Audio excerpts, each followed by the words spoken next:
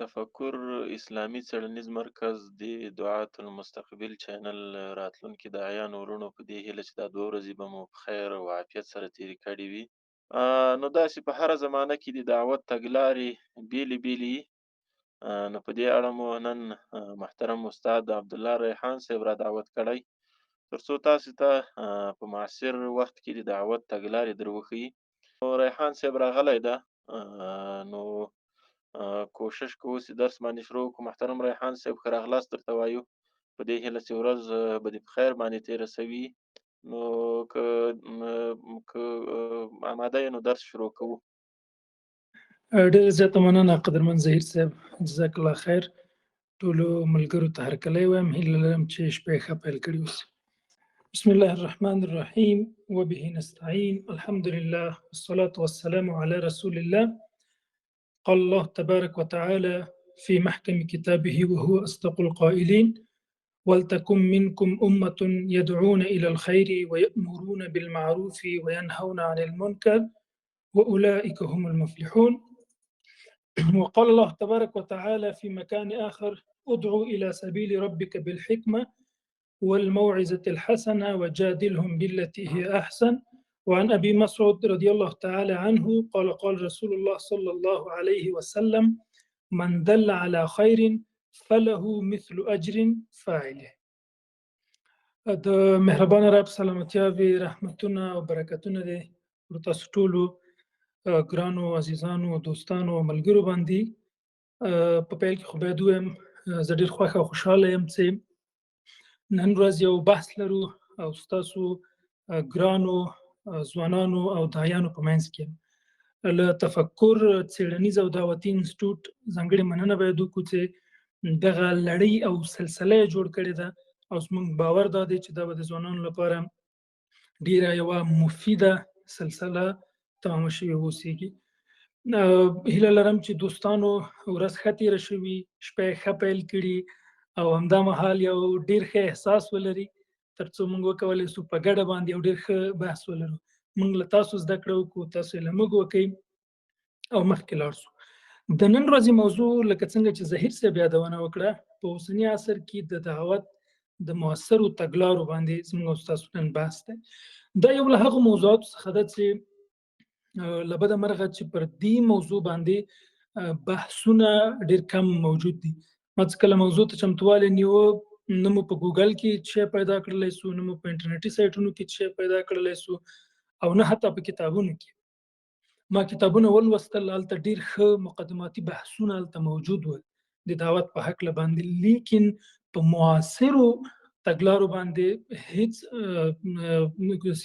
ډېر مستدلل بحثونه موجود نه وو. نو دا موضوع کاملا د داعیانو وروڼو لپاره به جالبه او جذابه موضوع وي او انشاءالله چې زموږ تاسو ټولو لپاره به مفیده تمامه سي. او دا یوه ځکه ضرورت او اړتیا دی ځکه په وروست وخت کې موږ باید دا زده کړو چې په اوسني عصر کې چې کوم اسباب دي، کوم وسایل دي، څنګه موږ له هغو نه د دعوت په لاره کې عظیمه استفاده کولی سو. دا یوه ډېره اساسي او مهمه مسله ده. د بحثونو د کتابت د اصولو له مخې موږ باید لومړی د یوې موضوع پر مفاهیمو خبرې وکړو، په کلیاتو خبرې وکړو، په تعریفاتو خبرې وکړو، په ډولونو خبرې وکړو، د هغې پر حکم، اهدافو، مسؤلیتونو، ځانګړتیاوو، ارزښتونو، دغه ټول مسایل موږ باید تر بحث لاندې ونیسو. لیکن موضوع دا ده چې د دعوت په هکله باندې دغه مقدماتي بحثونه چې ما یادونه وکړله، الحمدلله د بېلابېلو ملګرو استادانو لخوا نه هغه ډېر قوي او مستدلل وړاندې شوي دي. لکه هغه مثلا په ګروپ کې دوستان کولی سي چې په غږیزې بڼې هلته واوري. نو زه اړتیا نه وینم چې موږ اوس هم راسو د دعوت په تعریف خبرې وکړو، د هغې په ډولونو، په حکم، په اهدافو، په دې ټولو مسایلو خبرې وکړو. زموږ دغه مقدماتي بحثونه مخکې په ګروپ کې ترسره شوي دي، نو له دې نه تېرېږو. لنډ باید ووایم چې هغه بحثونه موږ تاسو پرېږدو، اصلي د خپلې موضوع بحث لمن ورغځو او مخکې ځو. زموږ او ستاسو بحث به د عملي دعوت په معاصرو او مؤثرو تګلارو باندې نن. ملګرو دوستانو ځوانانو نن ورځ موږ او تاسو په دې بحث کې لاندیني موارد تر بحث لاندې نیسو. د دعوت پخواني روشونه او تګلارې، د دعوت اوسني او معاصر روشونه او د دغو دواړو ترمنځ هغه توافق باندې به خبرې کوو. په دوام کې به په حضوري دعوت خبرې وکړو، په کتبي دعوت به خبرې وکړو، په انټرنیټي دعوت به خبرې وکړو. د دې ارزښتونه، ګټې، اړینوالی څه دی، دې به خبرې لرو. څنګه کولی شو د دعوت په لاره کې له دې وسایلو او اسبابو مفیده ګټه واخلو، او ترڅنګ د دعوت لپاره په ځینو تخنیکي مسایلو هم بحث لرو. ان شاء الله په جزئیاتو سره به تفصیلی بحث په دغه پورته موضوعاتو باندې ترسره کیږي. په پیل کې دا چې موضوع راته یو څه واضح او اسانه سي، راځئ د دعوت په د تګلارو کې یو لومړی تقسیم ولرو. هغه تقسیم به د تګلارو او زمانو په اساس باندې.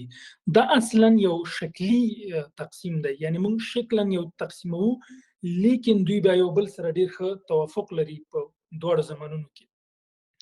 لومړی تقسیم د دعوت کلاسیک او پخواني روشونه باندې خبرې لرو، او دوهم عصري او موډرن روشونه، په ځانګړې توګه مثلا انټرنیټي نړۍ چې ده، په دې باندې به موږ او تاسو خبرې لرو. باید ووایم چې دغه روشونه کوم تقسیم چې موږ وکړ، موږ اوس هم په اوسنۍ زمانه کې او په اوسني عصر کې هم پخواني او کلاسیک روشونه اوس هم لرو او اوس هم تر استفاده کولی شو.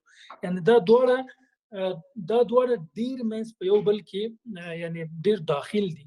په جزئیات کې ان شاء الله په دې باندې بحث ولرو. لومړی روش چې موږ او تاسو باید بحث پې وکړو هغه حضوري دعوت دی. حضوري دعوت دغه د ټولو انبیاء کرامو د محبوب پیغمبر حضرت محمد مصطفی صلی الله علیه وسلم تګلاره همداسې څه وه. دا زموږ او تاسو یو ښه تاریخي شالید لري د اسلام په تاریخ کې چې هغه حضوري دعوت دی. یعنی مخامخ موږ او تاسو د خپلو مدعویونو سره، هغه چاته چې موږ دعوت ورکوو هغې سره مخامخ راځو او هغوی ته موږ دعوت کوو او هغوی رابلو د الله تعالی لارې ته. دا یو ډیر مؤثره تګلاره ده په دعوت کې چې موږ او تاسو په تاریخ کې ډېرې ښې بیلګې او مثالونه لرو. باید د دې په دوام کې یعنی په حضوري دعوت کې یعنی موږ په کومو طریقو سره موږ حضوري دعوت مخکې وړو. لومړی مهم هغه څه دی، هغه زموږ او ستاسو مسجدونه دي، مسجد دی. د حضوري دعوت لپاره زموږ لومړی مرکز مسجد دی. مسجد زموږ او ستاسو هغه مقدس ځای دی چې هغې کې موږ تاسو عبادت کوو، نور نیک اعمال ترسره کوو. لیکن په اوس وخت کې، په اوس عصر کې مسجدونه تر ډیره پورې داسې لیدل کېږي چې موږ یوازې د عبادت لپاره استفاده کوو. لیکن داسې نه ده. کله چې زموږ او ستاسو محبوب پیغمبر صلی الله علیه وسلم کله چې هغه مسجد النبوي ایجادوي، د هغې تاسیس چې کله ږدي، هلته یوازې 5 وخته لمونځ نه کېږي، هلته 5 وخته لمونځ کېږي د اتفاق، د اتحاد، د یووالي لپاره ټول مسلمانان او صحابه کرام یو ځای کېږي. هلته د رسول اکرم صلی الله علیه وسلم څخه مخامخ صحابه کرام پوښتنې کوي، مسائل ترې پوښتي، هغه بیرته ورته ځواب ورکوي. مسجد النبوي یا مساجد په پخوانیو زمانونو کې دا د مسلمانانو د ستونزو د حل او فصل مرکزونو، دلته به محاکم غوندې پریکړې او تصمیمونه نیول کېدل. مسجدونه د دعوت لپاره بهترین ځایونه وو. په اسلامي تاریخ کې که موږ تاسو مطالعه کوو، هغه یعنی دا د زده کړې، د روزنې، د عبادت، د دعوت، د مسلمانانو د اتفاق او د یووالي یو ډیر اساسي بنسټیز سمبول دی او د دعوت لپاره یو بهترین روش دی. مثلا موږ تاسو په مساجدو کې اوس هم ماشوم روزنه لرو. لومړی چې موږ تاسو په ټولنه کې یو ماشوم سترګې را پرانیزي، هغه په ټولنې ته داخليږي، هغه لومړی مسجد ته لیږل کېږي. د هر څه نه وړاندې هغه لومړی د مسجد دروازه ګوري.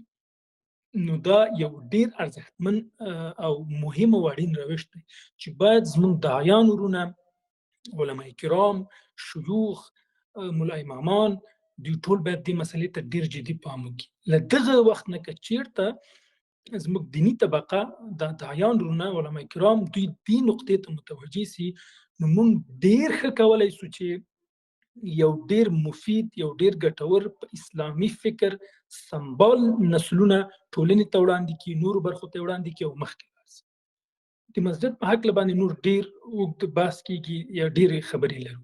دا همدلته دروم او په دوام یې باید ووایم چې موږ تاسو په مساجدو کې، په جامع جماعتونو کې د جمعې ورځ خطبه لرو.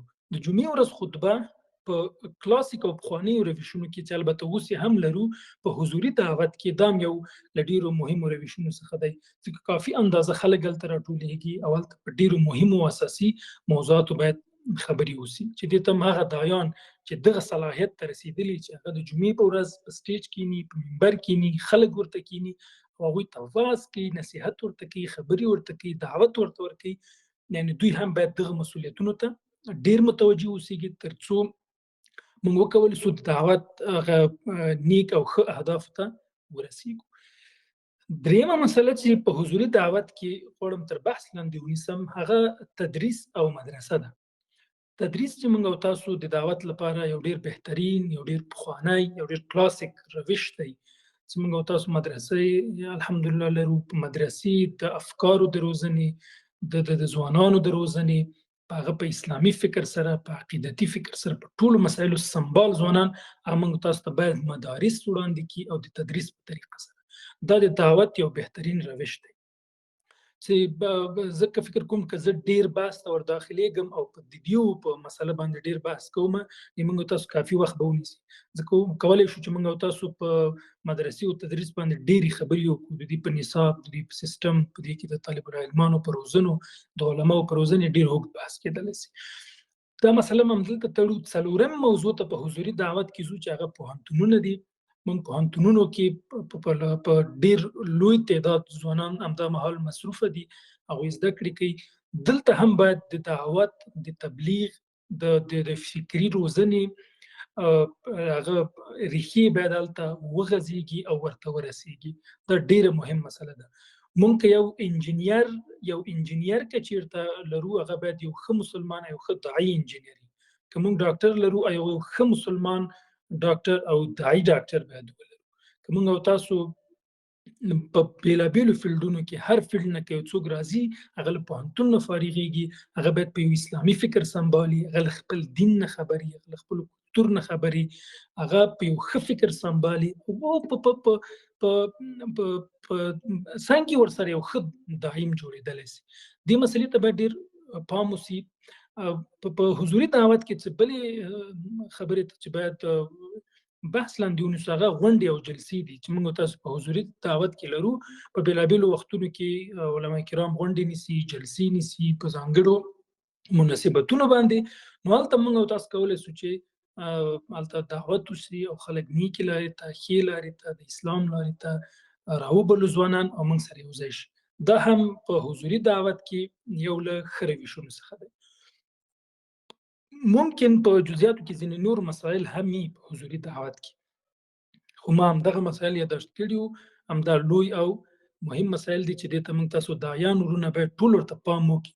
که دغه صلاحیتونو پورې کوم ورونه رسېدلي، هلته دغه ټول مسایل باید په نظر کې ونیول سي او له دغه ځای نه د دعوت لپاره یوه بهترینه او ښه استفاده ترې وکړل سي. دوهمې مسلې ته چې باید تر بحث لاندې اوس، هغه کتبي دعوت دی. کتبي دعوت هم یو له ډیرو مؤثرو ارزښتمنو روشونو او تګلارو څخه دی چې زموږ او ستاسو د اسلام د مبارک دین دغه د خپرېدلو یو لوی لاس په دې هغه کې کتبي دعوت لري یا کتبي برخه پکې لري. چې کتبي برخه کې زموږ او تاسو الحمدلله قرآن کریم په کتبي برخه کې، د صحیحین په کتبي برخه کې دي، د نورو مجتهدینو، فقهاو، اکابرینو، علماو هغوی کتابونه مثلا په کتبي برخه کې دي، تاریخي کتابونه، فقهي کتابونه، د احادیثو کتابونه، عقیدوي کتابونه، د فقه اړوند کتابونه ټول یعنې موږ تاسو یو له ډېرو لویو او ډېرو مؤثرو ډېرو ارزښتمنو او په ټوله کې ډېر عمیق او ژور تاثیر چې لري او تر ډېره پورې په ټولنه کې پاتې کېدلی سي هغه کتبي دعوت دی. چې زموږ داعیه وروڼه باید دې ته ډېر پام وکړي چې هغوی په دعوت کې کتبي برخې کې ځانونه موږ او تاسو باید وروزو چې هغه د کتابونو لیکل دي. په بېلابېلو وخت کې د ټولنې ضرورت ته په کتو سره موږ باید کتابونه ولیکو. موږ باید ژباړې وکړو د نورو ټولنو کتابونه یا د اسلام په مبارک دین کې په انګلیسي ژبه، په عربي ژبه، په نورو ژبو ډېر ښه کتابونه لرو.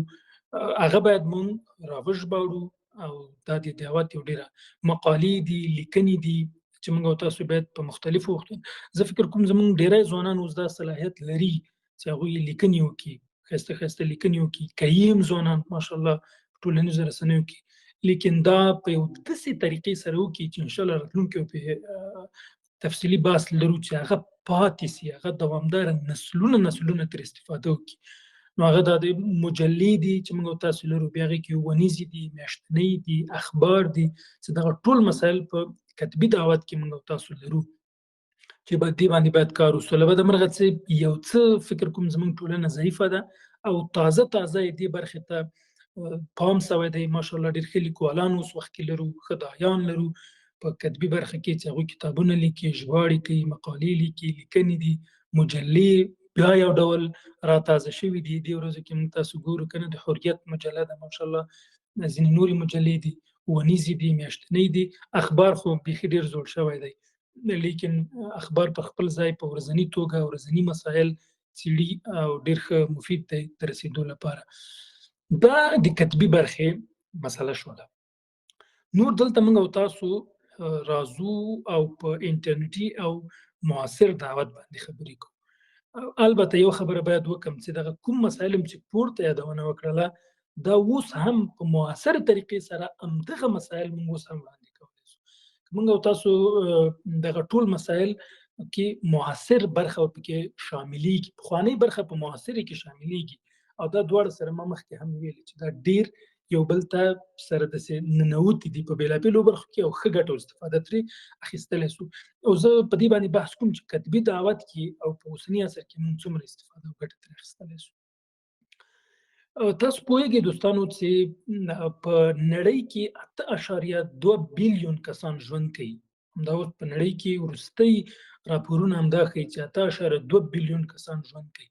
اوس راځئ وګورو چې دغه مقدار ځوانان یا دغه مقدار انسانان په ټوله کې دا څومره له انټرنیټي نړۍ سره دوی وصل دي، څومره له ټولنیزو رسنیو سره دوی وصل دي او څنګه کولی شو چې موږ خپل پیغام دې ته ورسو.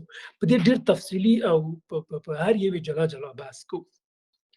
انټرنیټي نړۍ چې دا په اوس وخت کې د اټوم بم مثال لري، یعنې په دې په نړۍ کې یو بیخي بل ډول تحول راوستی دی. په دې سره مثلا نن په کور کې هر کورنۍ کې موږ څو دانې موبایلونه لرو، څو دانې داسې ټکنالوژي شیان لرو چې هلته خلک ترې استفاده کوي او ګټه کوي. په دې توګه سره موږ او تاسو ډېر ښه پیغام کولی سو، ډېرو خلکو ته ورسو.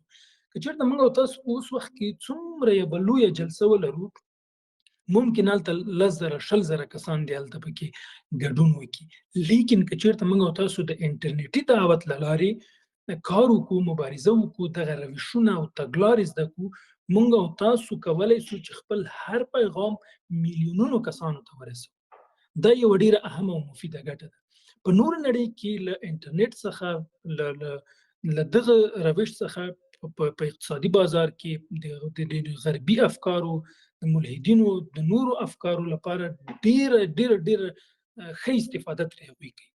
هغوی په دې باندې ډېره لویه سرمایه ګزاري کوي په میډیا باندې، په سوشل میډیا باندې، او د هغې لارې نه دوی خپل اقتصاد ته، خپل کاروبار ته، خپل فکر ته، خپل مفکورې ته یا باطلو ادیانو ته، افکارو ته، دې ټولو ته هغوی په ډېره پوره پیمانه کار کوي او ډېره لویه سرمایه ګزاري کوي او هڅه دوی دا کوي چې دغه ریښې په اسلامي هیوادونو کې یا په اسلامي امت کې خپرې کړي چې تر ډېره پورې دوی په دې برخه کې دوی بریالي راغلي دي.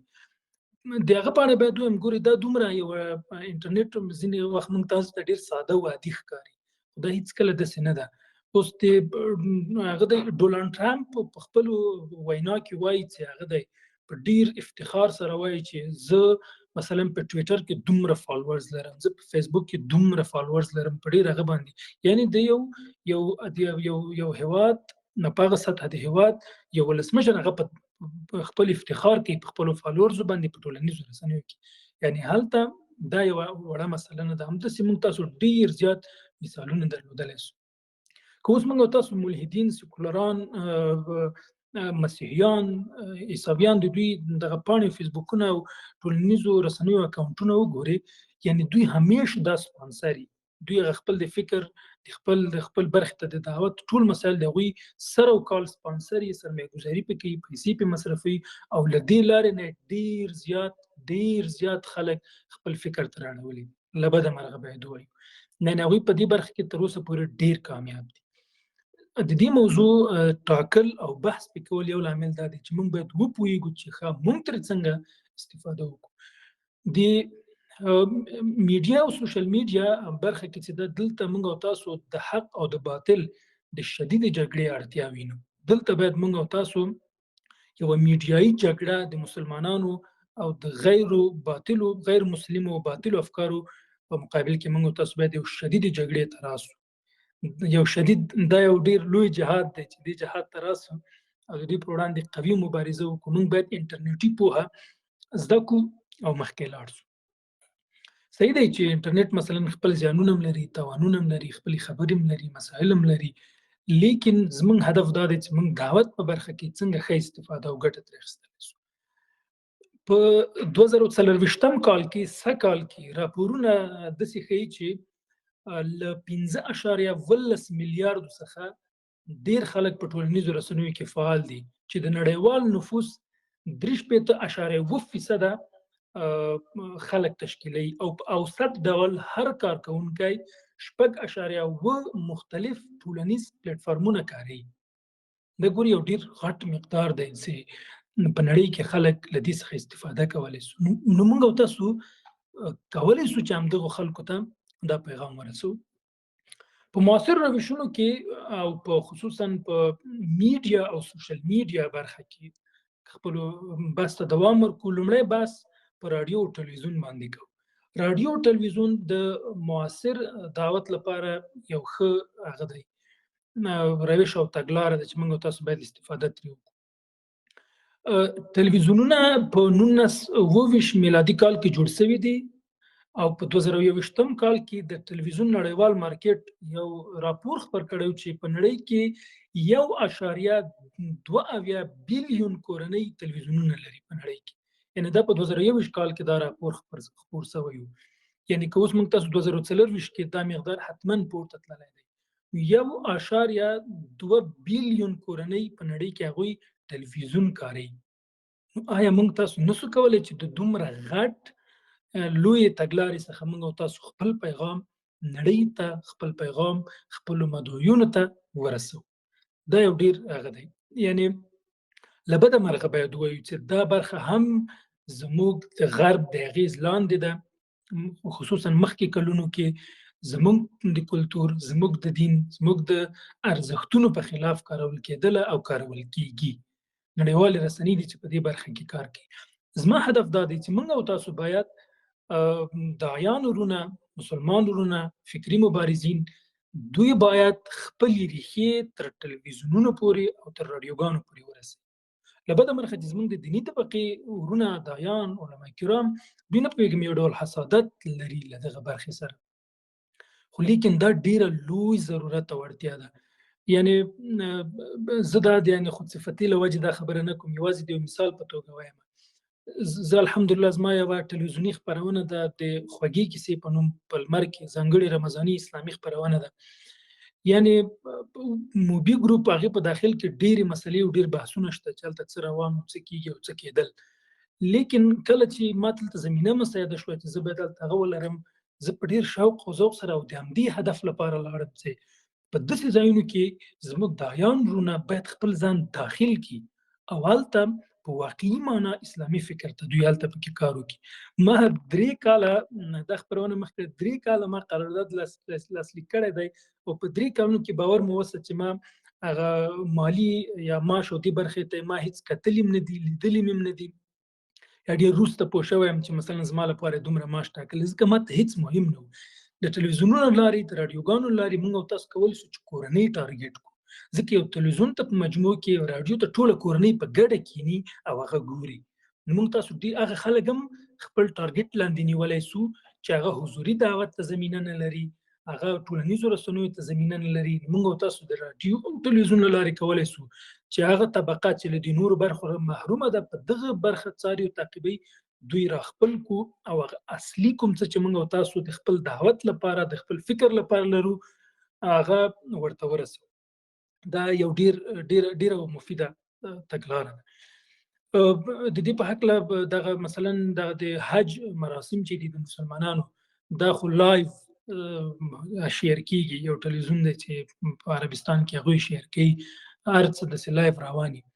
نو د دې لارې نه ځینې راپورونه داسې ما لیدلي او اورېدلي دي چې ډېر خلک داسې مسلمان شوي کله چې دغه د حج مراسم په ټلویزیون کتلي دي، دا د مسلمانانو اتفاق او اتحاد او په یو فکر او د یو رب لپاره ټول په ډېره منظمه توګه سره له دې کعبې شریفې څخه دور خوري راتاویږي. نو دغه حالت چې هغوی لیدلی او دغه ورباندې اغېزه کړې وه، هغوی مسلمانان شوي دي. د دې لپاره موږ او تاسو ډېرې بېلګې او مثالونه نور هم لرو. دا موضوع هم همدلته پرېږدو، دومې خبرې ته ورګرځو چې هغه هم یو له ډېرو مهمو برخو نه په معاصر دعوت کې یا په میډیا او سوشل میډیا په برخه کې موږ او تاسو لرو، هغه ګوګل پلیټفارمونه دي یا ویب سایټونه. په دې باندې موږ او تاسو دا هم یو له ډېرو داسې اغېز لرونکو برخو د دعوت څخه دی چې له بده مرغه په دې برخه کې زموږ داعیان ورونه خصوصا په افغاني ټولنه کې کمزوري دي. پلیټفارمونه یا ویب سایټونه چې موږ او تاسو په ګوګل کې جوړیږي یو خپل ځانګړي تګلاره لري. د کمپیوټر ساينس د برخې ورونه او دوستان په دې خبره بیا ډېر ښه پوهیږي چې دا د ویب ډیولپمنٹ یا د ویب ډیزاینینګ یو ایکس او یو آی او بېلابېل نور هغه څو لنګویج لري چې په دې برخه کې هغوی کار کوي. یو ډېر غټ پروګرامینګ هم ورته وایي، ډېر یو غټه برخه ده چې په دې باندې کار کیږي. ویب سایټونه جوړیږي، په نړۍ کې ډیر زیات مشهور ویب سایټونه شته د بیلابیلو افکارو د بیلابیلو خلکو هغوی کار کوي. په دې کې بیلابیل برخې شیان اپلوډ کیږي. په دې کې موږ او تاسو چې ډیر مشهور دی هغه لیکنې اپلوډ کوو. کله چې موږ او تاسو ګوګل کې یو موضوع سرچ کوو چې کله لاندې موږ او تاسو ته کومې لیکنې راځي هغه اصلا همغه لیکنې د ویب سایټونو دي. همغه یو چا ویب سایټ جوړ کړی، همغه لیکنې پکې اډ کړې ده، همغه لیکنې پکې اضافه کړې ده. موږ تاسو کله ګوګل کې سرچ کوو ټول موږ ته دا په دې باندې راځي. د ګوګل په هکله هم معلومات راټول کړي. ګوګل په 1998 کال کې جوړ شوی او همدا مهال په ټولنیزو رسنیو کې او په میډیا کې تر ټولو ډیر کارونکي لري. 15.44 بلیون کارونکي لري او ډیر زیات په دې باندې کارونکي چې ورزي استفاده ترې کوي، اکاونټونه پکې لري او ځینو خلکو پکې ویب سایټونه جوړ کړي دي او کار پکې کوي. د ویب سایټونو په برخه کې ما ویلي چې لیکنې پکې شیر کیږي، ویډیوګانې پکې شیر کیږي، بیلابېلې برخې پکې شیر کیږي او دا د نورو پلیټفارمونو مور ګڼل کیږي. هر پلیټفارم چې کله جوړیږي تر ډیری پلیټفارمونه هغه لومړی له ګوګل سره ثبت کیږي، هغه د ګوګل له لارې نه دوی دغه پلیټفارم ایجادوي، جوړوي، بیا ورته اپلیکیشن جوړوي او همداسې مخکې راځي، خلک ترې استفاده کوي. نو ګوګل یو له ډېرو مهمو پلیټفارمونو څخه دی نو چې هغې نه موږ او تاسو داعیان ورونه استفاده کولی شي. تاسو باور وکړئ د اوس لاړ شئ په ګوګل کې اسلامي موضوعات، ټولنیز نور موضوعات موږ او تاسو په پښتو ژبه سرچ کوئ، هیڅ هم درته نه راځي. هیڅ مواد به ته مناسب مواد په لاس ته رانه وړي. مشکل دا دی چې زموږ داعیان ورونه له دغو معاصرو تګلارو نه ناخبره دي. تر څو په دې کې سرمایه‌ګزاري وکړي، په دې کې کار وکړي، دومره مصرف هم پرې نه راځي، دومره هغه هم نه لري. موږ تاسو داعیان ورونه لرو شاید چې همدې برخې سره ډېر بلد دي. هغوی کولی شي چې موږ او تاسو ویب سایټونه ولرو، په ویب سایټونو کې لیکنې واچوو، کتابونه پکې واچوو، مقالې پکې شیر کو، پودکاسټونه پکې شیر کو. پودکاسټونه په سوشل میډیا کې یا په میډیا کې د محتوا د تولید یو بل فارمټ دی چې موږ تاسو لرو چې د هغې اصلي فارمټ غږیزه بڼه ده. په غږیزه بڼه باندې بحثونه کیږي او فرق له نورو سره دا دی چې هلته مثلا 45 دقیقې یو ساعت بحث کیږي لیکن یو موضوع باندې تخصصي بحث کیږي. نو هغه بیا خپل مشخص ویب سایټونه لري، په ویب سایټونو کې شیر کیږي په غږیزه بڼه یې تاسو مثلا اوریدلی شئ. دا د پودکاسټونه دي په هغه کې چې البته اوس ویډیو بڼه هم ډیره مشهوره شوې ده نو هغه دی. نو خبره دا کوو چې موږ دایان رونه علما دغه برخې ته باید موږ پاملرنه وکړو. ډېر کم موږ ویب سایټونه لرو اسلامي ویب سایټونه، یعنی که شمارې کې شاید زما د تخمین هغه بهترینې چې ده شاید 10-15 الا 20 نه ډېر نه وي. یعنی موږ او تاسو په افغاني ټولنه کې په عربي ژبه کې په انګلیسي ژبه کې الحمدلله پیدا کیږي، لیکن په افغاني ټولنه کې په پښتو دري ژبه له بده مرغه چې نشته. یوه ستونزه بله د دې په هکله زه درته وایم، که تاسو لاړ شئ د اوس ګوګل ته لاړ شئ سرچ وکئ په دري ژبه باندې یوه اسلامي موضوع سرچ کړئ، تاسو ته به ټولې لیکنې د شیعهګانو راځي چې هغه ایرانیانو ورته ډېر کار کړی دی دې برخې ته. او که چېرته له دغه برخې سره څوک نابلده وي، یو مسلمان ځوان ناپوه وي، هغه ورځي او د شیعهګانو لیکنې ګوري لولي او ممکن په همغه لاره باندې ورسره لاړ شي. دا یو غټ مشکل چې موږ بل لرو او له دې ستونزې سره نو ضرورت دا دی چې دایان ورونه دې برخې ته پام وکړي، راسي ویب سایټونه جوړ کړي. انشاءالله زه چې څومره په دې هکله معلومات لرم زه ملګرو سره همکاري کوم، باید موږ تاسو ریسرچ وکړو، باید هغه وکړو، معلومات وکړو، تر څو موږ انشاءالله زه پلان لرم چې یو ویب سایټ جوړ کړم او په پښتو ژبه هغې کې مواد اپلوډ شي، هغه اپلوډ شي، ټول مسایل پکې شو. ښه، ګوګل موضوع، د پلیټفارمونو موضوع، د ویب سایټونو موضوع، د پودکاسټونو موضوع، په دې کې د لیکنو، کتابونو، مقالو، محتویاتو د اپلوډ مسلې باندې دا همدلته په دې اړیکو باندې ډېرې خبرې کېدلی شي. دا انشاءالله همدلته بس کوو او مخکې ځو. دریم پلیټفارم په میډیا او سوشل میډیا کې چې د دعوت لپاره موږ تاسو ترې استفاده کولی شو هغه یوټیوب دی. یوټیوب یو ډېر بهترین پلیټفارم دی چې حتی اوس کې خلک یو آنلاین پوهنتون بولي. یعنې که موږ تاسو د هر موضوع په هکله هلته ریسرچ کوو، موږ تاسو ته په ویډیویي بڼه محتوا راځي، خصوصا په انګلیسي ژبه کې او په نورو پرمختللو ژبو کې. یوټیوب څه دی، په 2015 کال کې جوړ شوی دی چې اوس مهال 2.9 بلیون کارکونکي لري چې خلک ترې استفاده کوي او راځي. دا د محتویاتو د ساتنې لپاره، د هغې د اپلوډ لپاره او په هغې د خلکو د دوامداري استفادې لپاره یو ډېر بهترین پلیټفارم دی چې باید موږ داعیان ورونه هم په دې برخې ته راودانګو، راسو او استفاده ترې وکړو. دا ډیر بنیادی دی او ډیر په دوامداره توګه پاتې کیږي او یو ډیر ښه شکل لري له خپل ځان سره چې موږ او تاسو باید په دې کې کار وکړو. یعنې دا خپل تخنیکي مسایل هم لري که نه چې څنګه باید جوړ کړو، څنګه پکې مخکې لاړ شو. په آخر کې زه رخلم به دغه خبرې نو او خو بیا دا ډیر اوږد بحث هم لري. که ځینو دوستانو بیا ورته ډیره په ډیرو جزئیو ته ضرورت و، انشاءالله چې بیا به اړیکه نیسو سره مخکې به ځو، دې هکله باندې به نورې خبرې هم لرو. نو دلته موږ او تاسو داعیان ورونه کولی شي چې ویډیوګانې جوړې کړي، سیریزونه جوړ کړي په بېلابېلو موضوعاتو باندې، په دعوت په برخه کې، د عقیدې په برخه کې، د فقهي علومو په برخه کې، د اسلامي تاریخ په برخه کې. موږ تاسو باید دې برخې ته ډېر کار ونیسو او د یوټیوب بازار باید خپل کړو. که چېرته یو څوک راځي په پښتو ژبه باندې تاریخي بحثونو ته ضرورت لري، موږ او تاسو باید ورته مواد ولرو. که فقهي مسایلو ته ضرورت لري، موږ او تاسو باید ورته مواد ولرو. که د قرآن کریم تفسیر او ترجمې ته ضرورت لري، موږ او تاسو باید ورته مواد ولرو. که د احادیثو زده کړې ته ضرورت لري، موږ او تاسو باید ورته مواد ولرو او تر څو وکولی شو چې زموږ ټولنه له دغې لارې نه د دعوت، د اسلام، د اسلامي فکر ریښې موږ خپرې کړو او ځانونه ورته ورسو. یعنی موږ که چېرته هدف دا دی، زه پلیټفارمونه یو ځکه تشریح کوم چې موږ او تاسو باید په هر پلیټفارم کې واوسېږو چې هر څوک راځي سرچ کوي، موږ باید مخې ته ورشو چې واخلو. دا یو ډېر غټ ضرورت دی زموږ د ټولنې چې له بده مرغه چې موږ پکې ضعیف او کمزوري یو. څلورم پلیټفارم چې موږ او تاسو باید له بحث لاندې ونیسو هغه فیسبوک دی. موږ او تاسو ټول ورسره اشنا یو. فیسبوک ځکه یو ښه پلیټفارم دی زموږ لپاره ځکه چې په افغانستان کې دا ډیر کارول کیږي. په 2004 کال کې جوړ شوی دی، اوس مهال په نړۍ کې 3.7 بلیون لیدونکي لري. همداسې د فیسبوک ملګری انستګرام دی چې په 2010 کال کې جوړ شوی او 2 بلیون کارکونکي لري. فیسبوک ځکه مفید دی زموږ او تاسو لپاره چې په افغاني ټولنه کې نسبت د نورو پلیټ فارمونو نه خلک فیسبوک ډیر استفاده کوي، له فیسبوک نه ډیره ګټه اخلي، هر څوک پکې اډیانې لري او ډیر وخت پکې مصرفوي. نو دلته هم ضرورت او اړتیا دا ده چې زموږ دایان ورونه په دې برخه کې هم خپل محتوا او مواد په فیسبوک پلیټ فارم کې ولري او تولید کړي ترڅو ډیر خلک ترې وکولی شي استفاده وکړي. له بده مرغه چې نورو افکارو خلک، د باطلو افکارو خلک، زه خو په فیسبوک کې چې هره ورځ یا په څو ورځو کې حتماً ماته داسې پیج راځي چې هغه د ملحدینو لخوا نه، هغه د سیکولرانو لخوا نه، هغه د مسیحیانو لخوا نه د هغوی ویډیوګانې دي، سپانسر دي، پیسې پې مصرفوي او ډیر زیات لیدونکي لري.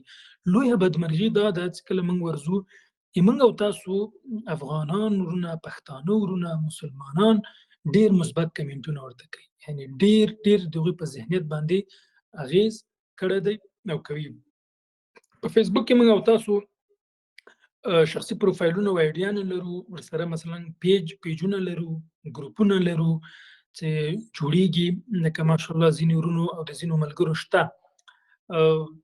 په دې برخه کې موږ او تاسو، زه فکر کوم که هر څوک د دعوت فکر لري، هر څوک د اسلامي فکر د خپرولو فکر لري، د باطلو افکارو، غربي افکارو پر مقابل کې د مبارزې فکر لري، هغه باید فیسبوک ولري، هغه باید یوټیوب ولري، هغه باید په ګوګل کې پلیټ فارمونه ولري، هغه باید په رادیو ټلویزیون او په نورو برخو کې هغه دخیل واوسیږي او ترڅو خپل پیغام تر دې خلکو پورې ورسي.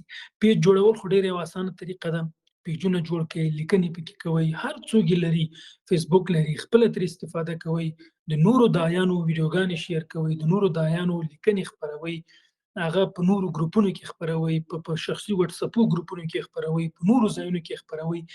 موږ او تاسو باید دایان ورونه یو بل ته دغسې په ټولنیزو رسنیو کې، په میډیایي دعوت کې همدغسې باید، که خپله د محتوا تولید نشي کولی، خپله نشي کولی چې ته یو محتوا تولید کې، نو باید چې خپله نشي کولی د همدغه د یو اسلامي فکر، د یو مثبت فکر، د یو ښه فکر، په اسلامي ارزښتونو د یو سمبال فکر، یو څوک چې په دې لار کې کار کوي هغه سپورټ کا، ملاتړ کا، شیر کا، خپور کا، ترڅو ته به یو سبب سي، یو لاره به سي ترڅو دا ښه پیغام تر نورو پورې ورسوي. په بل پلیټ فارم باندې چې زه باید خبرې وکړم په دوام کې، هغه ټویټر دی. ټویټر چې دی په 2006 کال کې جوړ شوی دی، همدا مهال 315.7 میلیون کارکونکي لري. په دې دا تر ډیره پورې یو ډول سیاسي اړخ لري، خلک پکې پوسټونه کوي، موږ تاسو دایان ورونه هم کولی شي چې استفاده ترې وکړي، پوسټونه پکې وکړي. په دې کې یو شی ته چې زه متوجه شوی یم چې موږ تاسو دایان ورونه او دعوتګران پکې ښه استفاده کولی شي، لکه موږ او تاسو چې دلته دغه بحث لرو که نه، نو هلته د سپیس په نوم دغه ډول بحثونه موږ او تاسو هلته غځولی شو، کولی شو چې همدغه بحثونه هلته ویسو او هلته تر ډیرو خلکو پورې هلته هم ورسوو، دلته هم بحث ولرو، هلته هم بحث ولرو. نو هغه دغه ډول یو غږیزه بڼه ده، خلک ورته لاندې کښېني، راجګېږي، عین لکه دا اوس چې موږ تاسو په ټلګرام کې لګیا یو، دغه ډول یو بڼه لري. نو دا یو ښه پلیټ فارم دی چې موږ او تاسو د دعوت په لاره کې تر استفاده کولی شو. بل پلیټ فارم په میډیایي برخه کې چې د دعوت لپاره موږ او تاسو تر استفاده کولی شو، هغه ټلګرام دی. له نیکه مرغه چې له دې ټلګرام څخه موږ او تاسو مستفید یو، دا د اوس پکې لګیا یو، الحمدلله ملګري دي او بحث کوو. ټلګرام په 2013 کال کې جوړ شوی، 950 میلیون کارکونکي لري او دغه د موږ تاسو تر استفاده کوو. په دې کې ګروپونه جوړیږي، په دې کې چینلونه جوړیږي، او چې د هغې لارې نه موږ او تاسو کولی شو چې خپل د دعوت محتوا، د خپل دعوت لیکنې، ویډیوګانې، پوسټرونه، معلومات خپاره کړو. او له دغو پلیټ فارمونو نه موږ ډېره ښه ګټه د خپل مثلا د فیسبوک لپاره، د یوټیوب لپاره، د ګوګل لپاره ښه استفاده ترې کولی شو. که دلته موږ تاسو ګروپونه ولرو، ملګري ولرو، دغه ډول بحثونه ولرو، او د دعوتي کوم سایټونه چې موږ او تاسو کار پکې کوو د هغو لینکونه دلته واچوو، دې چې ملګري هلته وبلو، دا یو ډېر ښه مشترک کار په دې کې کولی شو. بل پلیټ فارم چې باید تر بحث لاندې ونیسو هغه کلب هاوس دی. کلب هاوس نه پوهېږم چې ډېر ملګري به ورسره بلد دي که نه. هغه یو غږیز پلیټفارم دی، یو غږیز اپلیکیشن دی چې له بده مرغه زه یو څه وخت ورته لاړمه. هلته دغسې لکه موږ او تاسو چې دغه ډول دغه شی بحثونه لري او غږیز بڼه د هغه. خو یو شی مې څه پکې ولیدل ډېر خواشینونکي وو. هغه هلته د ملحدینو بحثونه وو چې په ډلې ملحدین راټول دي، سپیسونه لري، همدغه ډول بحثونه لري او ګروپونه یې جوړ کړي دي. یو بلا ځوانان ورته لاندې ناست دي، بس په اسلام تمسخر کوي، په فقهي مسایلو، په احادیثو باندې، د قرآن کریم په آیاتونو باندې.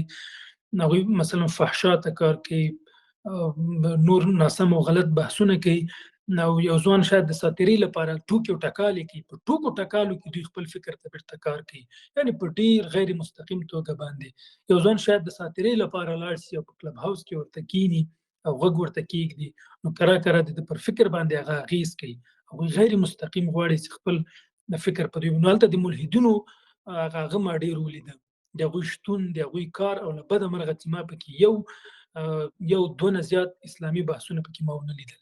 نو د عیانو ورونو لپاره، زموږ او ستاسو ځوانانو ملګرو لپاره دا ډېر شدید ضرورت دی چې موږ تاسو کلب هاوس هم تر خپل لاس لاندې راولو او د دعوت او د اسلامي فکر د ترزیق ریښې تر هغه پورې باید وغځوو او ځوانان پرې نږدو چې د باطلو او ناسمو افکارو پلویانو او هغه څوک چې ورته کار کوي هغوی سره پاتې شي.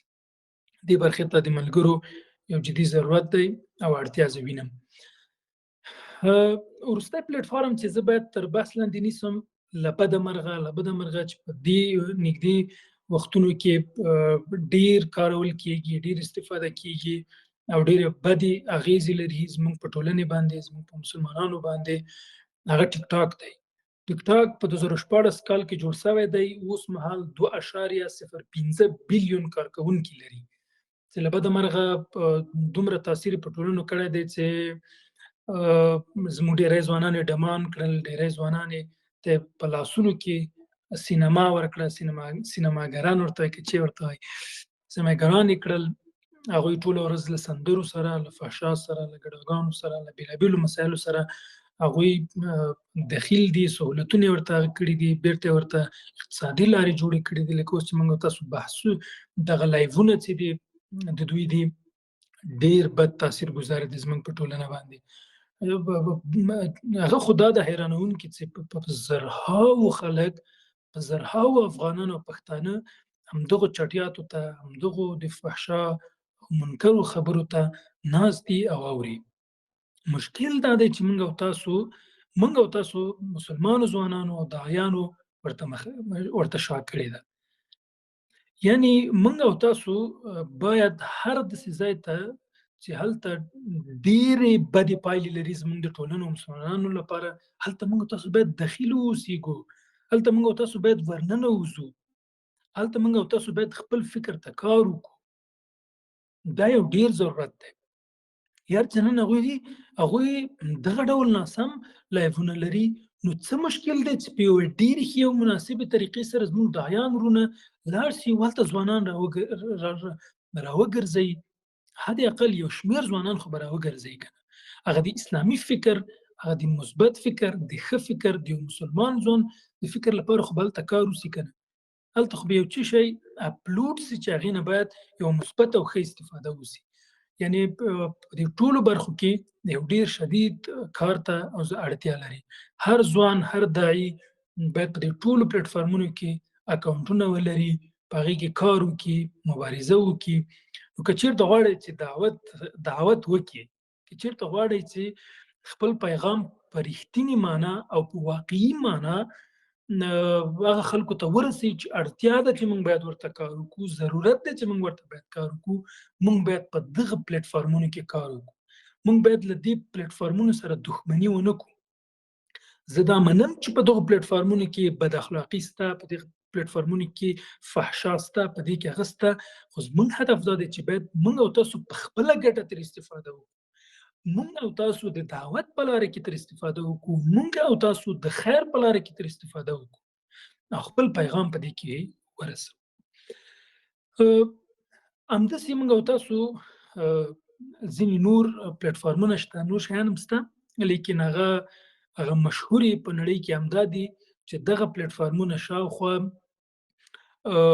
یعنې دوی کې له میلیونونو 1500 شاوخوا میلیونونه کته کاروونکي دوی نه لري، کوم باندې چې اوس بحث وکړه او ورسره څنګ کې څو نور، لیکن نور واړه شته چې هغه شاید ډېر اغېزمن نه وي. نو دغو باندې که موږ او تاسو دا یانډونه کار وکړي، انشاءالله چې موږ او تاسو به په دغو روشونو تګلارو سره د مؤثر دعوت او تګلارو لمن رانیولي او خپل یوې ښې نتیجې ته پکې رسېدلي یو، او کوم اهداف چې موږ د دعوت لپاره لرو، کوم اهداف چې موږ د اسلام د مبارک دین لپاره لرو، هغو ته به انشاءالله موږ او تاسو له دغو لارو نه ځان رسوو. زما د تګلارو بحث همدلته تړم، راځم اوس په دې باندې خبرې کوم چې موږ څنګه کولی شو له دغو پلیټفارمونو څخه د دعوت په لاره کې ګټه واخلو. اصلي زموږ او ستاسو په دې باندې باید اوس خبرې وکړو. البته که مخکې مو هر پلیټفارم کې خبرې درلودې چې څنګه ګټه ترې واخلو، خو اوس یوه عمومي هغه کوو، بحث کوو چې مثلا څنګه موږ له دې نه یو ښه استفاده وکړو. لومړی که چېرته موږ او تاسو ځوانان غواړي دعوت وکړي دغې سپېڅلې مبارزې ته، د انبیاو کرامو دغې تګلارې ته راودانګي او دې برخې ته راسي، خپل مسؤلیت ادا کړي، دغه فرض کفایي حکم چې لري دعوت دا ترسره کړي او له دې نه او په واقعي معنا د خپلې ټولنې نه د خپلو خلکو لپاره د دعوت په برخه کې کار وکړي. هغه لومړی دا ډېر مهم دی چې دی عزم او اراده د دعوت ولري او دی وغواړي چې دغو خلکو ته خپله خبره ورسوي. لومړی تر ټولو مهمه مسله هغه عزم او اراده ده. که موږ او تاسو یو قوي عزم ولرو، قوي اراده ولرو د دعوت لپاره، د دعوت الله لپاره، د خدمت لپاره، موږ او تاسو لپاره، هغه وخت کې موږ او تاسو کامیابېدلی شو.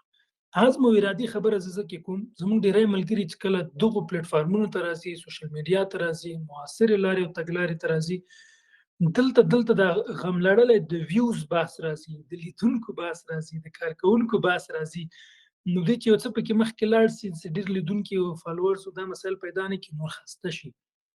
نو موږ او تاسو دلته د عزم خبره زه ځکه کوم، هېڅ کله موږ او تاسو باید دې شیانو ته خفه نه شو. دا لاره، دا کار، دا دعوت، دا مبارزه غواړي، دا کار غواړي، دا مقاومت غواړي، تر څو موږ او تاسو خلک را خپل کړو. دا یو ښه اسلوب غواړي، یوه ښه طریقه غواړي تر څو موږ باید خلک را خپل کړو. څنګه موږ خلک له بدې لارې نه، د بد اخلاقۍ له لارې نه راوباسو او ښې لارې ته ورسوو. په دې برخه کې زموږ او ستاسو لپاره بهترینه الګو انبیاء کرام دي. بهترینه الګو زموږ او ستاسو محبوب پیغمبر دی. هغه په یوازې ځان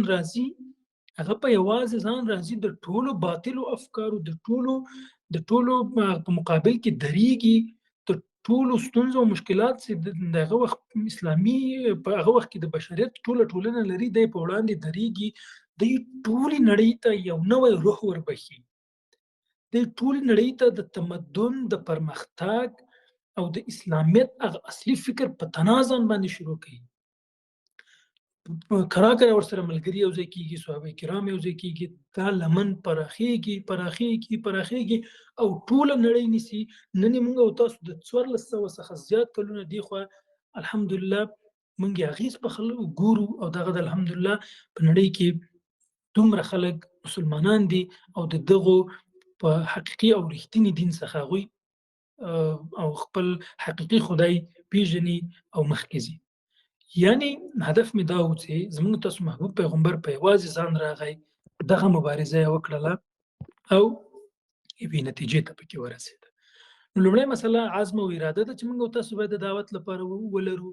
که موږ تاسو څوک ښکنځي، که موږ تاسو څوک کنځا کوي، که موږ تاسو څوک ریپورټ کوي، که موږ تاسو څوک بلاک کوي، که موږ تاسو لپاره څوک مشکل جوړي، دا ټول باید په ځان ومنو، بیا باید دعوت ته راسو. تفکر څومره پیجونه خراب سول، د تفکر څومره چینلونه خراب سول. ماشاءالله اوس هم مبارزه جاري ساتلې. په قصه کې هم نه ده، هر داعي باید همدغسې اوسي. هر داعي باید هغه دې درسره خرابوي، ته ورسره جوړوه. په همدې کې خوند ده چې ته ورسره مبارزې کوې. د دغو ملګرو د فکري پوهنځي په نوم یو ګروپ و، زه د دې ملګرو عزم ته ماشاءالله حیران یم. دوی به خو دا هم 15 واره نه زیات دوی د فکري پوهنځي پیج جوړ کړی، هغوی به ورخرابوو، دوی به جوړول. یعنې هغوی په ګډه باندې داسې یعنې دې برخې ته دومره کار کوو. په عزم او ارادې باندې مې دا خبره کوله. دوهمه برخه چې کله موږ او تاسو دعوت ته راځو، او خصوصا په میډیا کې او په معاصرو تګلارو باندې دعوت مخکې وړو، هدفمنده ستراتیژي باید ولرو. موږ یو پلان ولرو، یو ستراتیژي ولرو د دعوت لپاره، او په دغو ټولو پلیټفارمونو کې باید د استفادې کولو لپاره وپوهیږو. انټرنیټي پوهه یعنې ولرو، بیا تر څو وکولی شو چې اغېزمن تمام سو په دغه برخه کې. بله مسله چې دا موږ او تاسو باید په دې لاره کې مصرف ته ضرورت ده، او باید یو دا باید زده کړو ورونو، دا باید زده کړو چې موږ او تاسو د دعوت لپاره، د اسلام لپاره باید مصرف وکړو. زمونږ خو چېرته داعیان ورونو سره دې برخې سره ګرځي، دوی به د اقتصادي مشکلاتو خبره کوي، دوی به د اقتصادي ستونزو خبره کوي. نو ضرورت دا دی اوس وخت کې که چېرته غواړې په مؤثره طریقې سره دعوت وکړي او خپل پیغام ډېرو خلکو ته ورسوي، ته باید مصرف وکړي. یو لارې یو لارې نه باید را پیدا کړي او مصرف وکړي. دعوت څه کوي؟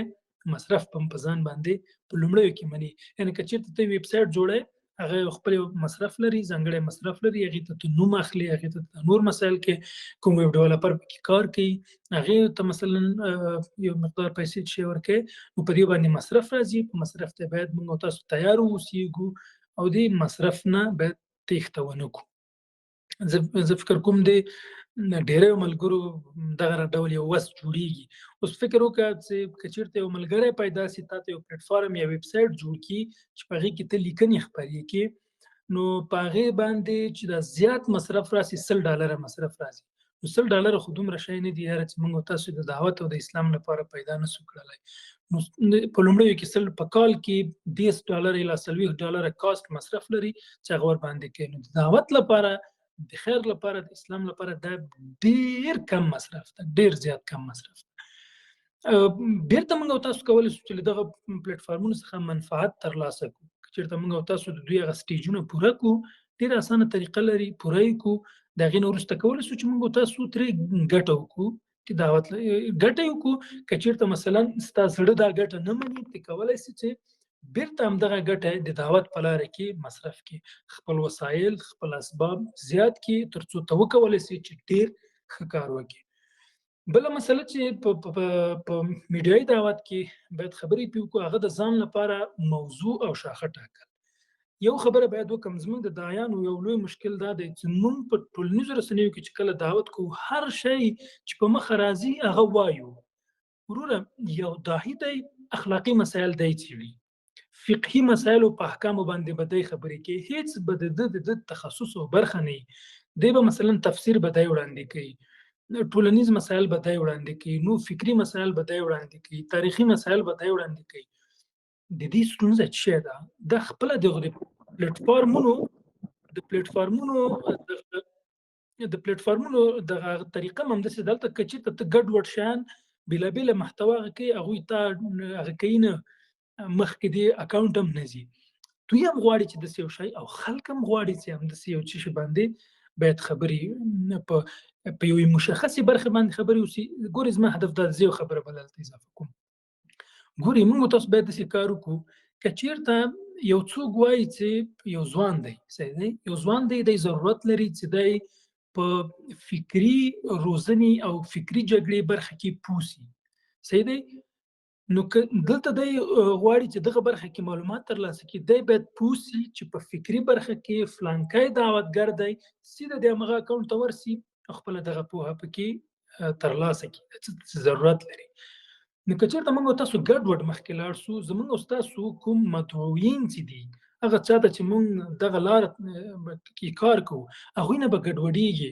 هغه به اوس حیران وي چې زه د فکري جګړې یا د فکري روزنې په برخه کې څوک تعقیب کړم، زه په اسلامي اقتصاد کې څوک تعقیب کړم. زه باید په فقهي مسایلو کې څوک تعقیب کړم، زه باید د احادیثو تفسیر او قرآني علومو کې څوک تعقیب کړم، زه باید په اخلاقي او ټولنیزو علومو کې څوک تعقیب کړم، زه باید مثلا په طبي علومو کې څوک تعقیب کړم. هدف دا دی چې هر څوک په همدغه شریعت کې، په شرعي برخه کې، په اسلامي برخه کې، په دعوت الی الله کې یوه شاخه وټاکي، یوه برخه وټاکي، همغه برخه کې کار وکړي. مثلا وټاکي تاریخي برخه، وروره ته کېنه په اسلامي تاریخ باندې او په مثلا په تاریخي برخه کې کار کوه، ویډیوګانې دې په همدې محتوا، نور کار دې په همدې محتوا، ستا دعوت شو په تاریخي برخه کې، د اسلامي تاریخ په برخه کې د دعوت لپاره. تاسو ته فیلډ شو په همدې کې کار کوه مخکې ځه. یو بل ځوان په فکري دعوت کې مخکې ځي، یو بل ځوان په اخلاقي برخه کې مخکې ځي، یو بل ځوان، یو بل عالم دی، یو بل دعوتګر دی چې هغه مثلا د دې وړي، هغه باید په قرآني علومو کې او په حدیثو کې هغه باید مخکې لاړ شي. یو څوک دی هغه به راشي، هغه باید په ډیره ښه طریقې سره هغه باید احکامات وړاندې کړي. یعنې موږ تاسو په دې وخت کې ځینې دعوتګران ګورو چې هغه راځي فتوا ورکوي، یعنې هیڅ په د مسلک نه. وروره ته په خپله ټولنیزه برخه کې، اخلاقي برخه کې ډېر ښه مخکې ځه، ضرورت نشته نو چې ته راشې دلته ته فتوا هم ورکړي او دغه نوي او عصري مسایل په بیخي او بله بڼه دلته وړاندې کېږي. دا نو زه په دیانو کې یو غټ مشکل لرم. دوی غواړي چې هر شی ووایي. دا پوهېږي مشکل دلته د محتوا کمبود دی، د معلوماتو د کمبود له وجې نه دوی حیرانېږي، ښه نو چې زه په دې یو برخه کې څه شی وکړم که نه، خو ځان نه ستړی کوي، نو هغه بیا هره خوا رانیسي، بس ښه غواړي چې یو څه شی اپلوډ کړي. ښه، بله مسله چې د کیفیت لرونکي او جذابه محتوا موږ او تاسو باید وړاندې کړو. موږ او تاسو باید خپل مخاطبین وپېژنو، هغوی څه ته ضرورت لري، څه رقم محتوا ته ضرورت لري، څنګه کولی شو دوی راجذب کړو خپل ځان ته په دې باندې، چې دې کې موږ او تاسو سره بیا دا مرسته کوي چې موږ او تاسو د دعوت لپاره خپل ځانګړی سبک ولرو، خپل ځانګړی انداز ولرو، تر څو په هغې باندې موږ او تاسو وکولی شو چې خلک، مخاطبین د خپل ځان خواته را جلب کړو. په بله مسله کې چې باید تر بحث لاندې ونیسو، هغه دوامداره فعالیت دی. ګورئ، سوشل میډیا چې دی هغه دوامداره فعالیت غواړي موږ او تاسو نه. سوشل میډیا کې په کلونو فعالیت وکړه، یو میاشت پکې فعالیت مه کوه، ستا اکاونټونه ټول فریز کېږي، ټول لندې او د نه فعالیت کټګوري ته راولېږي. د دې بیا بیرته جګول ډېر سخت دی. تاسو به دا تجربه لرئ. تاسو یو څو وخت په دې سوشل میډیا کې فعالیت مه کوئ، خپل پرېږدئ، بیا یو پوسټ وکړئ، نو ډېر کم خلک ته به ستاسو پوسټ رسېږي. نو شرط دا دی چې موږ او تاسو چې کله په ټولنیزو رسنیو کې فعالیت کوو، د دعوت لپاره فعالیت کوو، باید دوامداره فعالیت ولرو. موږ او تاسو باید حد اقل په اونۍ کې دوه پوسټونه وکړو، یا دوه ویډیوګانې خپرې کړو، یا دوه لیکنې خپرې کړو. دا حد اقل دی. که چېرته له دې څخه ته ډېرې کولی سي، 3 کولی سي، 4 کولی سي، وړي لا غواړي.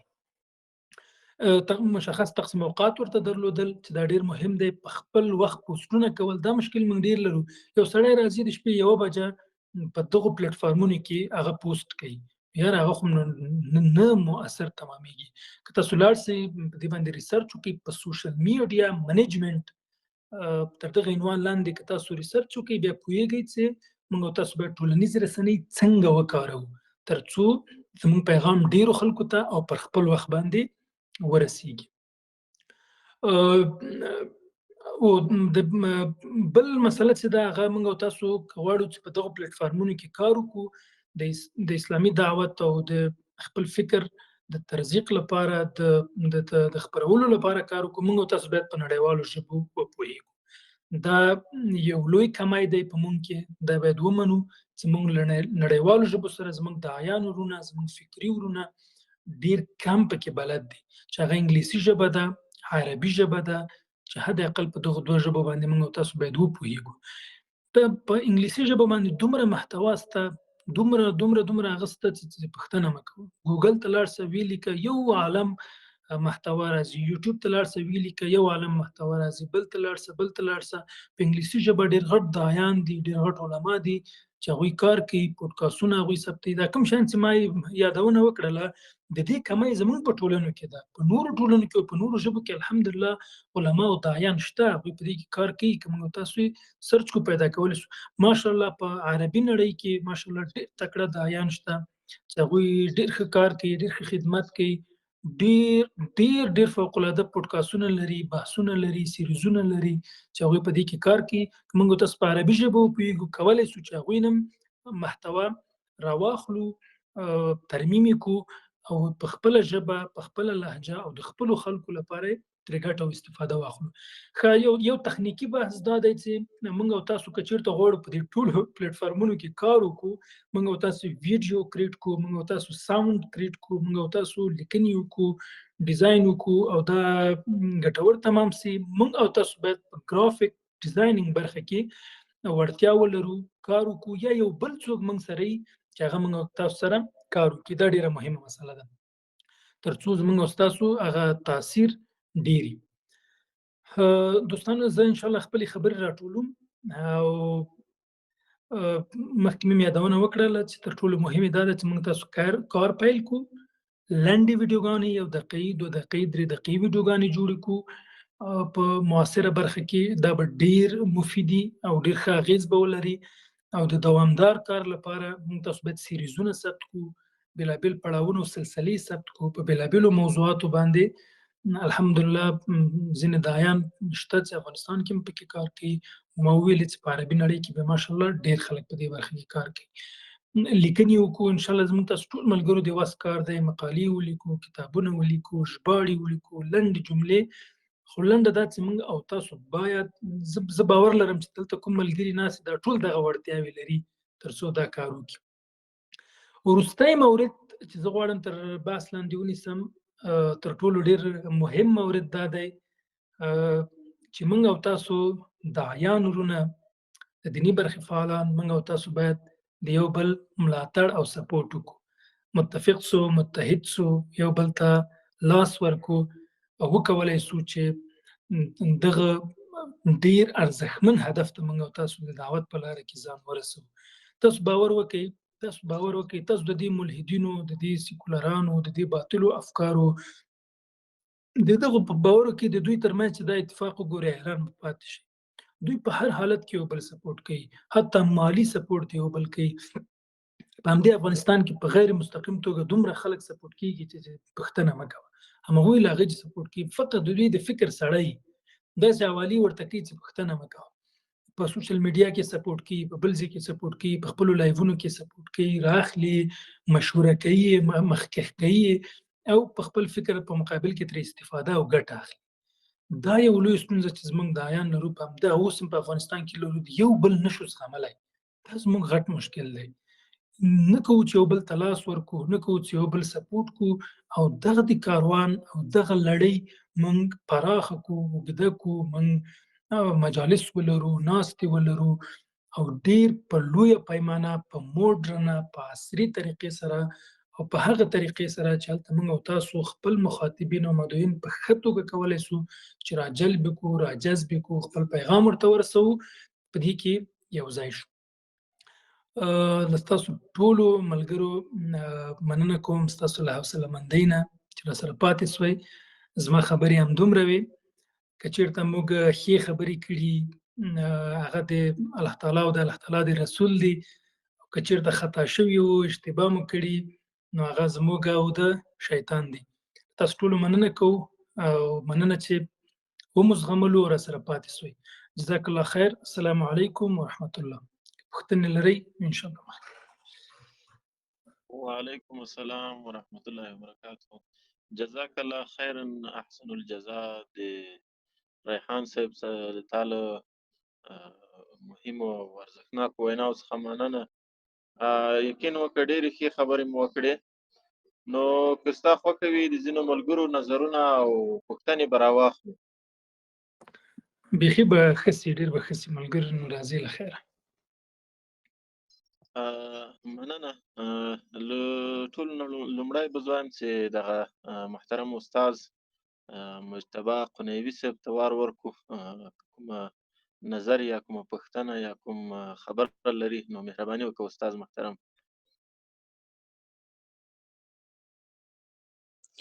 السلام علیکم ورحمۃ اللہ وبرکاتہ.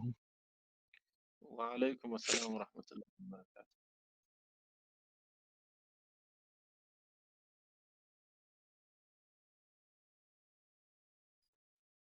استاد محترم، ما ته خو ستاسو غږ نه راځي.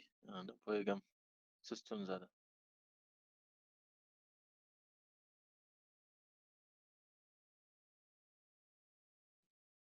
فکر کوم د استاد محترم انټرنیټ کمزوری ده. نو منصوري جانان په نوم باندې ملګري ته بله مایک به خلاص کړو. فکر کوم دی هم لاړ. که کوم بل ملګری کومه پوښتنه لرئ نو مهرباني وکړئ لاس پورته کړئ.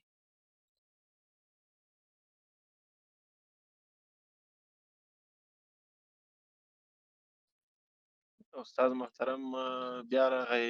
استاد محترم مهرباني وکړه. دغه د نت لږه ستونزه ده، الله دې پکې خیر واچوي. اول خو عبدالله ریحان صاحب سره مننه کوو چې راغلله، خپل درس یې ورکړ او دارنګې په جدید طرز باندې چې دی او دارنګې چې دی نو دعوت د خپرولو په لار کې چې دی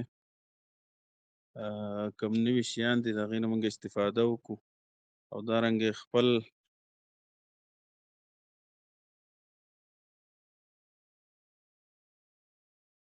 د پښتو هغه متل دی، د خپل خبرې نه چې دی نو شور جوړ کړ، نو د هغې په ارتباط سره ماشاءالله ډېرې خوندورې خبرې دا کړې.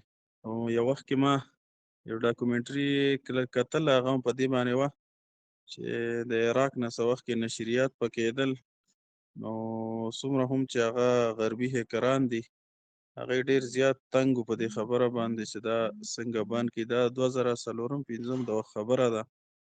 نو هغه بیا خو نور هغې کې ټیکنیکل خبرې وې داسې راتلې چې مطلب هغه یو ویډیو په څو برخو باندې تقسیموله او بیا ورخېجوله، خو څنګه چې استاد صاحب محترم هم اشاره وکړه چې څومره زیات هغوی په نټ او دغه کې فعالیت لري باید دومره په مقابله کې موږ هم دغه وکړو.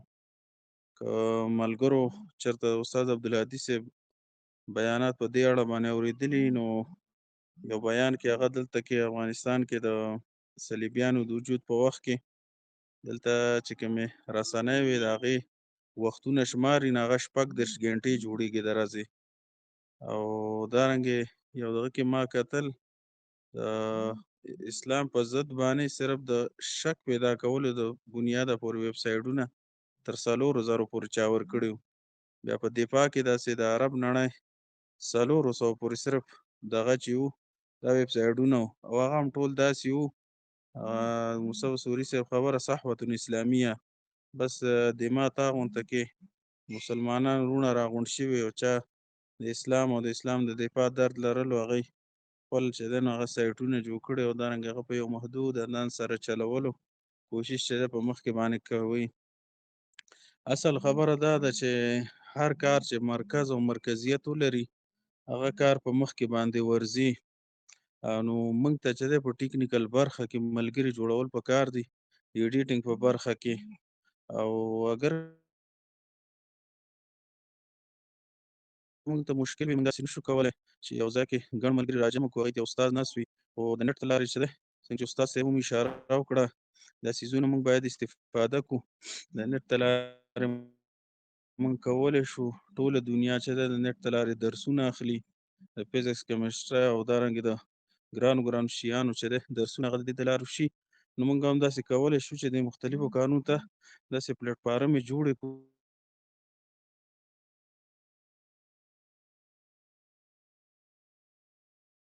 چې موږ ملګري وروزو. او دارنګې اصل خبره دا ده د ټولو نه مهمه خبره د دعوت په میدان کې یا د کومې موضوع باره کې چې استاد صاحب اشاره ورته وکړه نو مهمه خبره دا چې موږ د قحط الرجال زمانې سره مخ یو. میدانونه خالی پراته دي، خالیګاوې دي هلته کې، دارنګه موږ هغه صلاحیات نه روزو او نه موږ سره تیار شته دی چې هغه په میدانونو کې کار وکړي.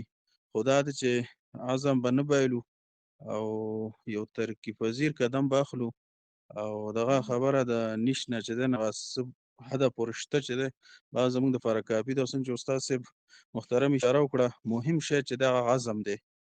دا د عمر رضی الله تعالی عنه ته منسوب کول دی چې المعونات تأتي بحسب النیات. د الله رب العزت ته طرفه انسانانو ته کومک چې دا د هغوی د نیت د مضبوطۍ په اعتبار سره راځي. په دې نږدې 20-30 کالو کې موږ وکتل د یو ځای بل ځای نه خلکو د اسلام درد راغستی و او ډېر په وړه سطح باندې چې دی نو یو کار یې شروع کړی او الله ته د امت په سطح باندې چې دی نو کارونه واغستل، د امت دپاره قدوه امامان او دارنګې چې دی نو اهل المجد چې دی هغه وګرځېدله. او الله تعالی دې موږ تاسو ټولو ته چې دی نو په مینه سره او د زړه د کومې نه او دارنګې دا کار خپل فرض منصبي ګڼل په دې کې لاس اچولو توفیق راکړي. السلام علیکم ورحمۃ الله وبرکاتہ. نورو ملګرو لاسونه اوچت کړي جزاک الله خیر محترم. دي. نو عتیق الله ظهیر صاحب د ایله وخت ورکړي، د استاد صاحب سره خپلې پوښتنې وکړي. مهرباني ریحان صاحب تا څه خبره کوله؟ استاد ماشاءالله استاد ډېرې ښې خبرې وکړې او یوه خبره زه باید وکړم د استاد د خبرو په تایید باندې. او استاد زه وایم چې دا راځي ټول ومنو. زما په شمول هغه ملګري چې مثلا موږ خو ډېر ډېر ډېر ناچیزه او سطحي پوهېږو. یعنې زه فکر کوم موږ سره دلته باید ډېر غټ غټ علما، یعنې موږ که دغه برخه چې دومره پوهېږو موږ تاسو یې منیجمنټ وکړو، مدیریت یې موږ وکړو، نور ځان سره لکه استاد چې ویلې چې موږ دلته باید ټیمونه واوسېږو. نو چې موږ سره مثلا نور مخکښ استادان لکه استاد مجتبی قنیبي صاحب غوندې نور مخکښ استادان ملګري سي، نو په دې سره موږ تاسو کولی شو چې ډېرې ښې نتیجې ته ورسېږو. یوه ستونزه چې موږ لرو یعنې موږ مسلمان ځوانان دا باید ومنو چې موږ لټ یو. زه دا اول زه خپله منم او ما سره د انشاءالله نور ځوانان هم ومني چې موږ کې کاملا لټي شته. نه حتی د خپل کار لپاره یو ښه پلان او برنامه او کار لرو، نه د دعوت او د نورو مسایلو لپاره.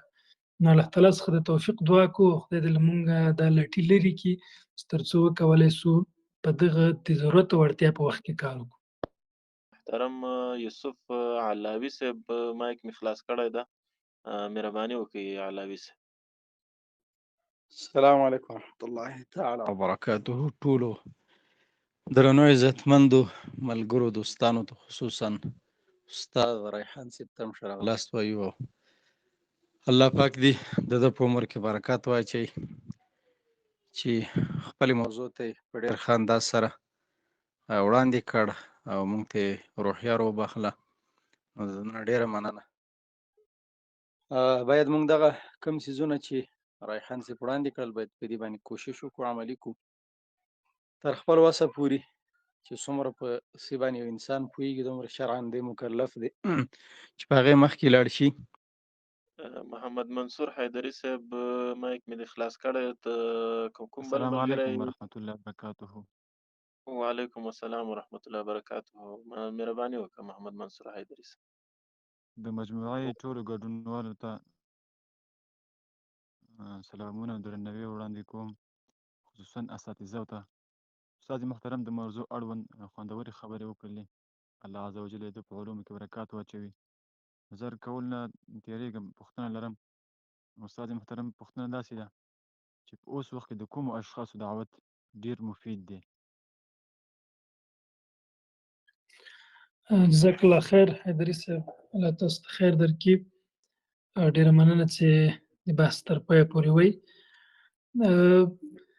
ګورې دلته څو اړخه لري دا موضوع. یو خو که چېرته مشخص د اشخاصو نومونه اخلو نو هغه خو د هر چا تر خپلې هغه پورې سلیقې پورې او تر خپلو ذهن او فکر پورې اړه لري چې څوک د خپل ځان لپاره کوم داعي او د کومو صفاتو په اساس خوښېږي.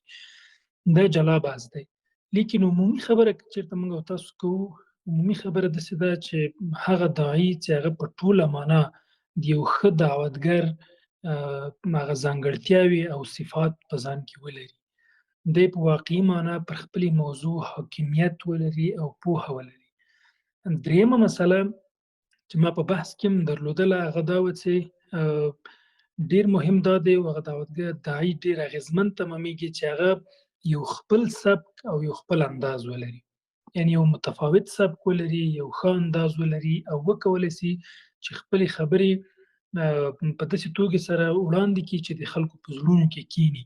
یو شی په دې ځای کې زه باید اضافه کړم چې زما البته نظر دی موږ ډېر وخت بحثونو کې یو که داسې اوږده بحثونه لرو خو ډېر ښه دی چې موږ او تاسو په پیل کې ځینې خبرې ولرو، مثلا خطبې ولرو، قرآن کریم آیاتونه ولولو، احادیث ولولو، درود شریف ولولو، بیا راسو بحث ته پوهېږو. بحث اوږد دی، د ټولو ملګرو ذهنیت همداسې جوړ دی چې اوږد بحث دی. نو په پیل کې دا زما په نظر ښه دی، برکتي دی. لیکن که چېرته موږ تاسو په ټولنیزو رسنیو کې دعوت کوو او غواړو هلته لنډې ویډیوګانې وړاندې کړو، نو موږ تاسو باید له ډېرو مقدماتي خبرو نه تېر سو. ځکه چې زه تاسو ته یو بله خبره وکړم چې ټولنیزو رسنیو کې ګورئ دا کوم شی ده چې تمنیل وایي. په ویډیو په سر چې کوم ټکس نوشته کېږي له یو ښایسته عکس سره، د دې وظیفه پوهېږئ چې شی ده، د دې وظیفه دا ده چې تر څو ته یو څوک مجبور کړي تا پر ویډیو باندې یا تا پر محتوا باندې کلیک وکړي، هلته ته یو خپل ډېر جالب عنوان ځای پر ځای کوې. تا د عنوان وظیفه دا شوه چې تا یو سړی مجبور کړ ستا پر لیکنې یا ستا پر ویډیو باندې کلیک وکړي. اوس ستا د ویډیو د لومړیو 15 الی 13 ثانیو پورې د دغې مودې وظیفه او دنده دا ده چې ته یو څوک مجبور کې تر څو هغه ستا بحث او ستا خبرې تر اخره پورې واوري. دا ګوري په سوشل میډیا کې یوه ډېره مهمه خبره ده. نو موږ او تاسو په لومړی پیل د خبرو باید داسې وي چې موږ او تاسو خلک دې ته مجبور کړو هغه له موږ سره تر اخره پاتې شي. په ډاکومنټریانو کې، مثلا په بحثونو کې، نورو مسایلو کې موږ تاسو د ټریلر په نوم یو شی لرو. ټریلر اما د ټولې محتوا جالبې برخې یا د ټول بحث جالبې برخې راوځي کې سر ته راوړي. د څه لپاره راوړي؟ د همدې لپاره راوړي چې څوک مجبور کړي تر څو هغه تا سره تر اخره پاتې شي. دغه یوه اضافي خبره مې په دې وکړله چې په دې توګه سره ته کولی شې چې خلک خپل ځان ته راجلب کړي او وکولی شي چې خپله موضوع په ښه توګه ورسوي. نو د ښه داعي په توګه زما نظر عمومي داسې دی، نو هغه خو د هر چا خپل فکر پورې چې څوک ښه دی. لیکن هغه عمومي ځانګړتیاوې چې د دعوت لپاره لرو چې مخکې استادانو پرې بحثونه کړي هم دي، نو بیا هلته موږ تاسو کولی شو چې هغه صفات په یو چا کې وګورو، نو بیا کولی شو چې موږ تاسو د ځان لپاره یا یو څوک انتخاب کړو چې دا عالي دی. ډېره مننه. خدای دې وکړي چې پوښتنه ځواب شوې. ډېره مننه، جزاک الله خیرا. په وروستیو کې له ملګرو څخه دا غوښتنه کوم که کوم ملګری په ګروپ کې پوښتنه کول غواړي یا نظر ورکول غواړي، نو باید په مختصرو الفاظو باندې خپل نظر وړاندې کړي، ځکه موږ علما فرمایي چې خیر الکلام ما قل ودل. ډېره مننه. الله مو ژوندي لري. خوشحاله اوسئ. جزاک الله خیر. مننه محمد منصور حیدر. مننه کوم که کوم بل ملګری کومه پوښتنه لري نو مهرباني وکړئ لاس اوچت کړئ او خپله پوښتنه مو مطرح کړئ.